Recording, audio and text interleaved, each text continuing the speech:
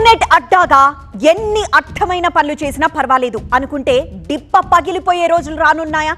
ఇక సోషల్ మీడియాలో illegal link పెట్టకున్నా పెంకులూడేలా కేంద్రం కఠిన చర్యలు తీసుకోబోతోందా?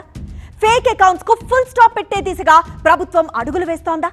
మహిళలు చిన్నారుల భద్రత కోసం డిజిటల్ ప్రపంచం కొత్త నియమాలకు సిద్ధమవుతోందా? అకౌంట్ ఓపెన్ చేయాలంటే ఇక ఆధార్ తప్పనిసరా? సోషల్ మీడియా అంటే వినోదమే కాదు, వ్యక్తిగత జీవితం, వ్యాపారం, రాజకీయాలు అన్నీ మిళితమైన వేదిక. ఇక్కడ ఏం చేసినా ప్రభావం తీవ్రంగా ఉంటుంది. అయితే కొన్ని ఫేక్ అకౌంట్స్ తో ట్రోలింగ్, సైబర్ హెరాస్మెంట్, మోసాలు ఎక్కువైపోయాయి. ముఖ్యంగా మహిళలు, చిన్నారులు ఎక్కువగా టార్గెట్ అవుతున్నారు. ఈ నేపథ్యంలో parliamentary committee on empowerment of women కొన్ని కీలక సిఫార్సులు చేసింది. ఈ కమిటీ 2 విషయాలపై ఫోకస్ పెట్టింది.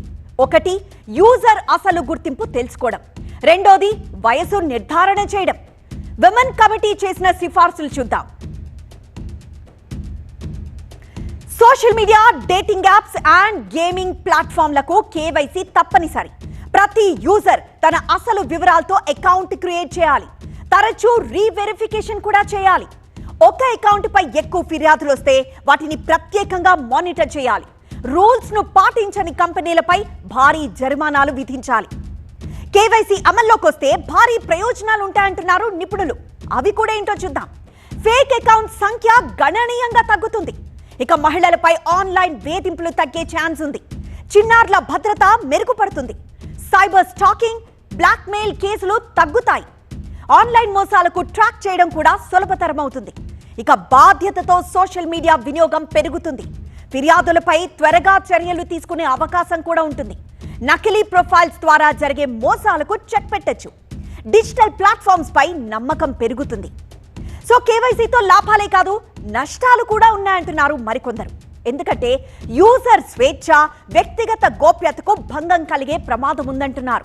అలాగే ఆధార్, ఫోన్ నంబర్ వంటి సెన్సిటివ్ డేటా లీక్ అయ్యే అవకాశం కూడా ఉందన్న అభిప్రాయాలు వ్యక్తమవుతున్నాయి.